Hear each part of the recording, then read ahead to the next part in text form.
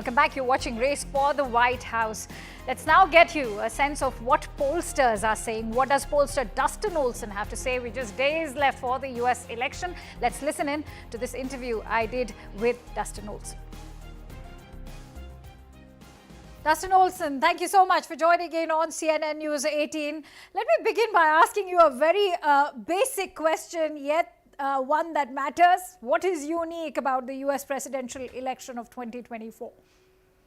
Well, one of the things that's unique, especially as being a pollster, is that we have every one of the swing states. We have about 6 swing states that we focus on, and those are Nevada, Arizona, Georgia, North Carolina, Pennsylvania, Michigan, and Wisconsin.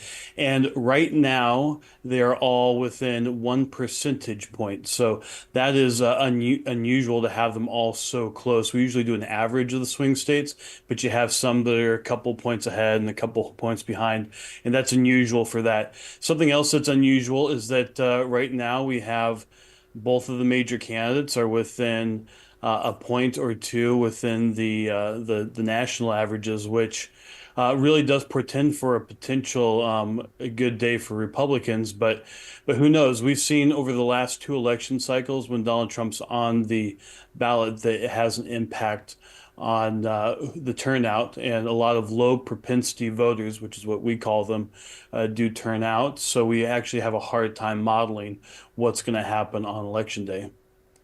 It's interesting you mentioned the swing states, because that's exactly what I was about to ask you. Who's winning these swing state polls, or is it hard to model, as you just mentioned? About half of the polls are just completely worthless. But so we went actually into Pennsylvania over the last week. We did a very extensive survey, which we're releasing this morning in the United States. And it actually shows a very tight race, but one that I think that people may have been surprised a couple of weeks ago. Right now we have Donald Trump up by 1.4% to Kamala Harris. And then we have this U.S. Senate race, which is the really surprising thing. The incumbent Democratic senator actually is up by 3.3%. However, a month or so ago, he was up by 10. So that shows a lot of movement within the state. And one of the questions we asked people was, are you better off today than you were 4 years ago? And a solid majority of the public says no. So I think that might be what's going on within Pennsylvania, which will be the ground zero for all of the swing states. What factors could work in favor of Kamala Harris, and what could work in favor of Donald Trump? So the issue set generally is, when I say issue set, the main issues that people care about generally have worked for Donald Trump the entire election cycle. It's one of the reasons why I think Joe Biden dropped out. It's interesting, in Pennsylvania, a week ago, we had Barack Obama, former President Barack Obama, was in the state chastising African-American men for not supporting a woman. Well, the truth is, watching the polls this election cycle, Joe Biden had the same problem. He was losing support amongst African-American men as well as Hispanic men. So this is a problem. It predated Kamala Harris. It's not her fault. This is something that the Democrats have been dealing with. And that's one of the things that Donald Trump has in his favor. Is he's winning over folks that no one would have expected, and he's doing well on the issues. Now, the one issue where he doesn't do well, and Kamala Harris has a big lead, and people trust her more to handle, and that's the issue of abortion. So that's something that I think that she is definitely tapping into. Now, one other area that she has, it's outside of my realm of polling, but is very obviously going to have an impact, is that she has raised $1 billion since she entered the race in July. That's a lot of money, and it'll have an impact within the race. For now, thank you so much, Dustin Olson, for joining in with your precious insights. Hope to speak to you very soon. Absolutely. Thank you, Akanksha. All right, in the run-up to the US election race for the White House, we'll be bringing you multiple voices. Let's now quickly go across to Anang Mittal, who is a communication strategist, joining me live from the United States. Thank you, Anang, for joining in. If you are to take an average of 10 polls between Harris and Trump, Harris averages around 49.4%, while Trump's on 48.4%, as per the trends. However, if you look at this average 10 days ago, Kamala remained stable around at 49%. Trump stood between 46 to 47%, what do you feel has caused this upsurge in Donald Trump's rating? Well, I think people trust Donald Trump's leadership. He has been president before.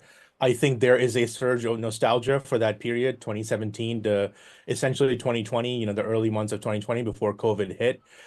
In 2020, the election cycle, I believe the reason Donald Trump lost was it was a referendum on the COVID-19 policy, the way the economy was going, and the general chaos of that year, I think, caused voters to change their minds.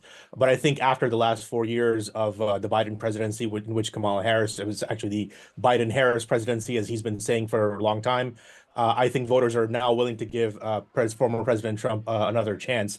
And I think this has been shown in the campaign as well.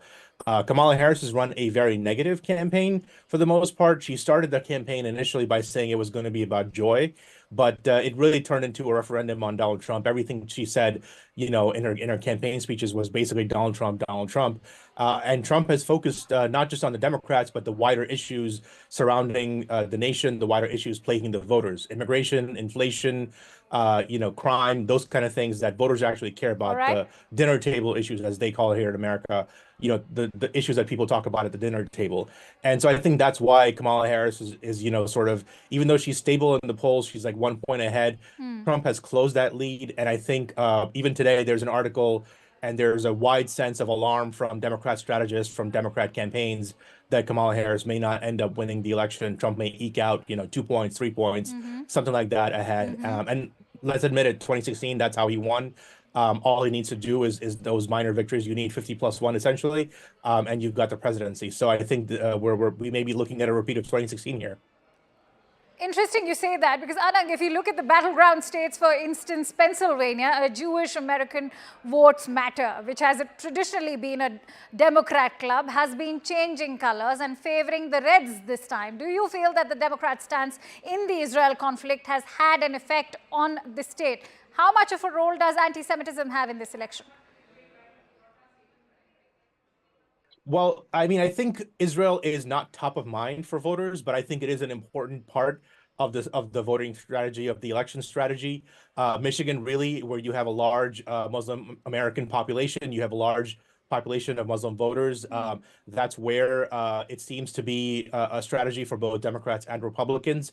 For example, if you've seen some of the latest issues or the latest sort of buzz around Michigan, a lot of the Arab American voters and the Arab American leaders of the community are saying, no, we're actually with Donald Trump, even though initially in 2017, people thought Donald Trump was anti-Muslim. His period of presidency, the 4 years he was president, was actually pretty peaceful regarding the Middle East. ISIS had just been, decimated. And so that period, again, has the nostalgia is coming back, that Trump's leadership, we didn't have any wars. We didn't have this massive, cataclysmic issue with Israel and Palestine and Hezbollah. And I think people are starting to change their minds because of that, because Trump is pushing forward that, hey, when I was president, things were peaceful, and the Biden-Harris presidency has been a complete disaster. Harris herself has, changed some of her stances on these issues. Initially, it was thought that she would select a Jewish vice president, the governor of Pennsylvania, Josh Shapiro. But then that changed. And again, nobody knows why she chose Tim Walz, but one of the reasons that has been suggested is that Josh Shapiro would not have been a good choice on a ticket because it would have pissed off the Michigan voters. It would have angered the Michigan voters. And then also, generally, like I said, people on the foreign policy issue tend to trust Donald Trump, tend to trust that period where there weren't any wars. He didn't entangle Americans into Ukraine. He didn't entangle people into the Middle East, and so Americans into the Middle East. And I think that's why the positives for Trump are now rising, because people are saying, hey, this is actually something that we care about, and things were better back then than they are currently. And again, that's partly due to the policies of the Biden-Harris administration. They shot themselves in the foot.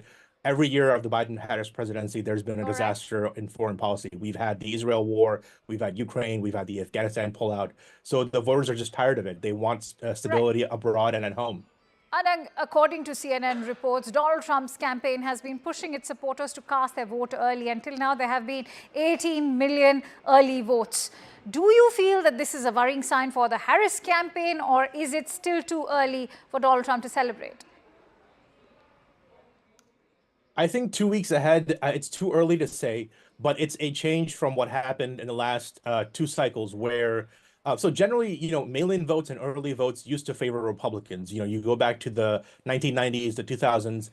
Generally, that vote when they came in, people knew it would favor the Republicans. For whatever reason, Donald Trump did not like that, and he sort of disparaged early voting, mail-in voting. He said people should go vote on voting day.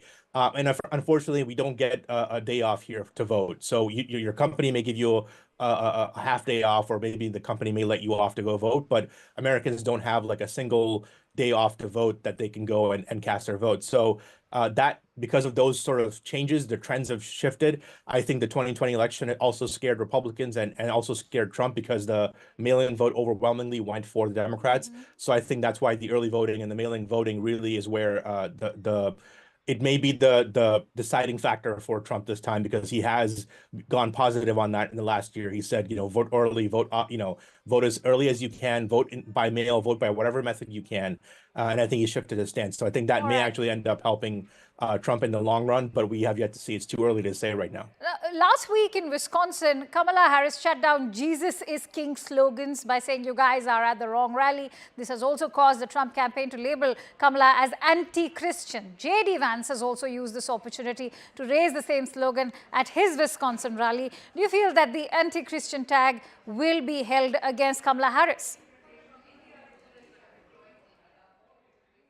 Look, the Democrats have never really been comfortable with religion in the last, since the last 20 years, I would really say. So I think that tag is nevertheless, regardless of what, Vice President Harris does, that tag is not going to apply to her. Most of the religious, sort of the hard religious voters, Christian voters, are going to go for the Republicans in a very generic way. That the trends usually go in that direction. I think that campaign event was maybe designed to get her to look anti-religious, anti-Christian. I wasn't sure exactly what those protesters were doing. Look, anytime you disrupt a campaign event, you're going to have issues like this. So I think it's one of those things where I tend to say that this is more of a partisan issue. This is a campaign controversy that's been created versus a controversy that's natural. But I think generally speaking, broadly speaking, I think the Christians are going to vote for the Republican side more than they will vote for their Democrat side, which is not to say they aren't liberal, left-leaning Christians, but they generally tend to be not as overwhelming as the Christian vote on the Republican side. Let's now talk about the Hispanic and Black votes. Hispanic votes with a 49% rating. Donald Trump is leading against Harris at 38%. And in terms of Black votes, even though Harris leads comfortable, Trump too has made significant inroads. The question is, given that it was the Hispanic and Black vote that enabled Joe Biden's victory in the last election, can Donald Trump have reasons to cheer given the trends? I think there's a lot of good reasons to cheer. If you just saw the story that came out yesterday about the Atlantic, about Donald Trump disparaging a Hispanic veteran who died, it's a clear sign that the Democrats and the left are realizing that they don't have the minority vote lockdown. The minority vote is still going to go for the Democrats, unfortunately. That's just the trend where it is. Just like with the Christians are going to vote for the Republicans, the minority vote is going to go towards the Democrats. But this time, I think Trump is going to make inroads within the Black and Hispanic communities. And I think that's more of a case of the Democrats losing those voters more than Trump gaining those voters. I think overall, the American public is very dissatisfied with the Biden-Harris administration, their policies on the economy, immigration, inflation, and foreign policy. And I think that's where a lot of those minority voters are going. And again, some of this, sorry to go on about this, but some of these trends are very, very normal in the sense that as second, third, fourth generation immigrants come of age, they start to become part of the American fabric. They start to vote more on their own than as a bloc, as a monolith. So the minority vote isn't exactly going to go for the Republicans this time, but that's not guaranteed anymore. I think that's the sad problem, and I think that's where the Democrats are again sounding the alarm. Absolutely no guarantee till November 5th. Many thanks to you, Anang Mehta, for sharing those precious insights on these trends. And with that, it's a quick wrap from my end. Thank you so much for watching Race for the White House. News and updates continue on CNN News 18 on the other side.